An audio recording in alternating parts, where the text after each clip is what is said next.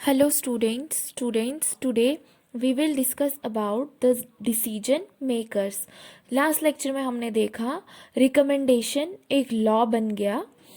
इतना आसान नहीं था कि एक सेक्रेटरी ने साइन कर दिया और रिकमेंडेशन एक लॉ बन गया।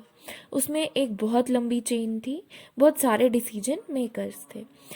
हमने जो देखा कि department of personnel and training के जो ऑफिसर्स थे, जो सेक्रेटरी थे, उन्होंने साइन करा और साइन करने के बाद ऑफिस मेमोरेंडम जो था लॉ में कन्वर्ट हो गया।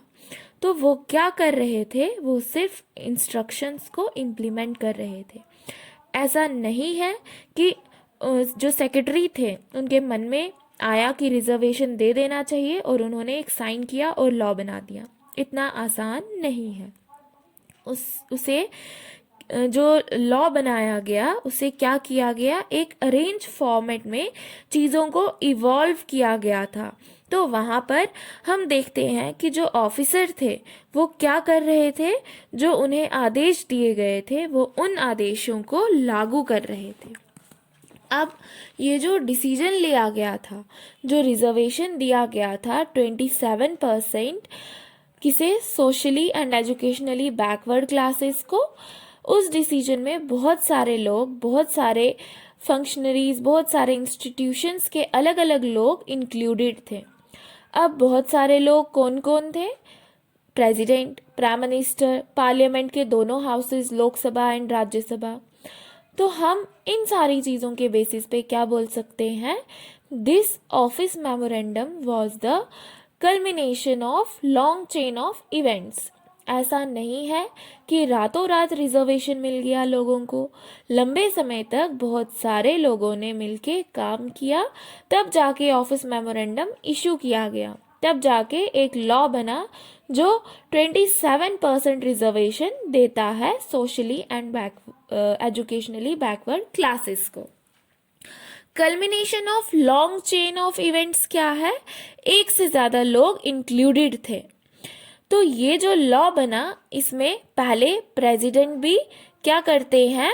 इस इशू पे पार्लियामेंट को एड्रेस करते हैं कि गवर्नमेंट इस तरह से कुछ लॉ लाने वाली है। जो पहला स्टेप लिया गया था कि हाँ डिसीजन लिया जाना चाहिए, उसमें यूनियन कैबिनेट का एक इम्पॉर्टेंट रोल रहा। यूनियन कैबिनेट ने फॉर्मली लॉ बनाया। पार्लियामेंट के दोनों हाउसेस, लोकसभा एंड राज्यसभा में प्राइम मिनिस्टर इन्फॉर्म कर देते हैं कि our government is going to implement this decision, या फिर इस तरह का कानून लाने वाले हैं जिसमें हम 27% रिजर्वेशन देंगे। President, union cabinet, prime minister, ये सारे लोग क्या कर रहे हैं? ये सारे लोग लॉ बना रहे हैं। सारे लोग कहीं ना कहीं कंट्रीब्यूट कर रहे हैं डिसीजन को लेने में। जो ऑफिस मेमोरेंडम से जो रिजर्वेशन लाया गया था, इस डिसीजन में इन सभी लोगों ने कंट्रीब्यूट किया। Rest of the work was taken over by department of personnel and training. बहुत सारे लोग, बहुत सारे इवेंट्स इंक्लूडेड थे। President, union cabinet, prime minister, फिर जो सेक्रेटरी जिन्होंने साइन किया, उनकी पूरी की पूरी टीम, बहुत सारे उसमें जैसे सिविल सर्वेंट्स थे, आईएएस ऑफिसर्स थे। इन सारे लोगों ने मिलके क्या किया? लॉ बनाया। अब लॉ बनाते टाइम इन्होंने क्या ध्यान दिया कि कहीं कॉन्स्टिट्यूशन ना वायलेट हो जाए, क्या प्रोविजंस होने चाहिए, क्या प्रोविजंस नहीं होने चाहिए। तो इस तरह से डिसीजन लिया गया। डिसीजन लेना इतना आसान नहीं रहता।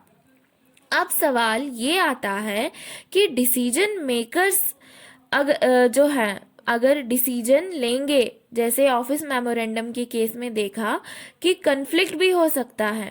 कन्फ्लिक्ट होगा, किस तरह से संभाला जाएगा? कन्फ्लिक्ट क्या हो सकता है? 27% रिजर्वेशन तो दिया है। अब जब 27% रिजर्वेशन दिया है तो हो सकता है कि कुछ लोग, जैसे जिन लोगों को रिजर्वेशन मिल रहा है, तो वो इसके फेवर में होंगे। तो कुछ लोग फेवर में थे कि हाँ रिजर्वेशन मिलना चाहिए, कुछ लोगों ने अपोज भी किया। अपोज क्यों किया? वो लोग कह रहे थे कि कंट्री डिवाइड हो जाएगी, आप इक्वालिटी को हैम्पर कर रहे हो। ये सारी चीज़ें, तरह तरह के आर्ग्यूमेंट्स जो थे वो देखने को मिले। हमारी society upper caste lower caste में डिवाइडेड थी। जो अपर कास्ट के लोग थे उनके पास पैसा था, एजुकेशन थी, सारी चीज़ें थी, और जो लोअर कास्ट के लोग थे उन्हें बहुत ज़्यादा सफ़र करना पड़ता था। तो हमारे कॉन्स्टिट्यूशन मेकर्स ने सोचा अगर इन लोगों को ऊपर लाना है, इनका अपलिफ्टमेंट करना है, तो रिजर्वेशन देना ज़रूरी है। कुछ ने अपोज किया, कुछ ने फेवर किया, तो उसके चलते कन्फ्लिक्ट वाली सिचुएशन खड़ी हो गई। अब ये कन्फ्लिक्ट जो हुआ, इसे रिजॉल्व किसने किया? Judiciary, supreme court at central level and high court at state level. तो जुडिशरी ने क्या किया? कन्फ्लिक्ट को रिजॉल्व किया। बहुत सारे लोगों ने क्या कर दिया? केस फाइल कर दिया। एक प्रोविजन ये भी होता है कि अगर आप किसी गवर्नमेंट के किसी डिसीजन से सेटिस्फाइड नहीं हो, आपको लगता है कि आपके फंडामेंटल राइट्स वायलेट हो रहे हैं, आपको लगता है कि कॉन्स्टिट्यूशन के स्पिरिट्स के अगेंस्ट जा रहे हैं, तो आप केस फाइल कर सकते हो। तो बहुत सारे लोगों ने केस फाइल कर दिया इन द सुप्रीम कोर्ट।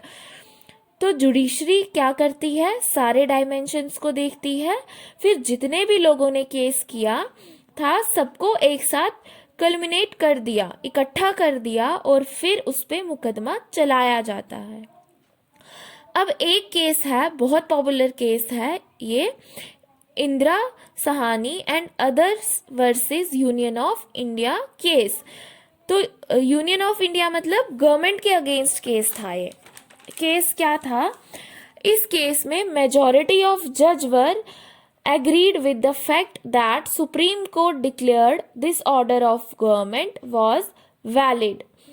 जो सुप्रीम कोर्ट थी, सारी सुनवाई करने के बाद में सुप्रीम कोर्ट क्या बोलते हैं कि जो गवर्नमेंट ने ऑर्डर पास किया है वो ऑर्डर सही है, वैलिड है, and government was asked to modify the original order.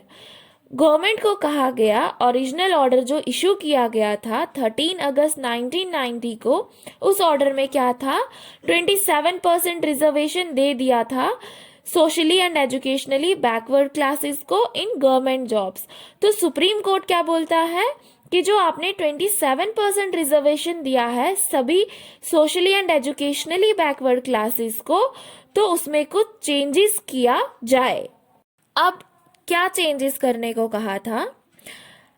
जो जुडिशरी थी, जुडिशरी ने गवर्नमेंट से कहा कि जो उन्होंने लॉ बनाया है, रिजर्वेशन का लॉ बनाया है, उसमें जो वेल ऑफ फैमिलीज से हैं, सोशली एजुकेशनली बैकवर्ड कैटेगरी में कुछ लोग ऐसे भी हैं जो सोशली एंड एजुकेशनली बैकवर्ड हैं लेकिन उनके पास बहुत पैसा है। तो सुप्रीम कोर्ट ने ये कहा कि जो ओरिजिनल ऑर्डर है उससे मॉडिफाई किया जाए और जो लोग वेल ऑफ हैं उन्हें रिजर्वेशन नहीं दिया जाना चाहिए। तो आपने सुना होगा कि क्रीमी लेयर और नॉन क्रीमी लेयर का प्रोविजन होता है। क्रीमी लेयर क्या होती है कि जिन लोगों की इनकम एक स्पेसिफिक बेंचमार्क से ऊपर होती है तो उन लोगों को रिजर्वेशन का फ़ायदा नहीं मिलता है।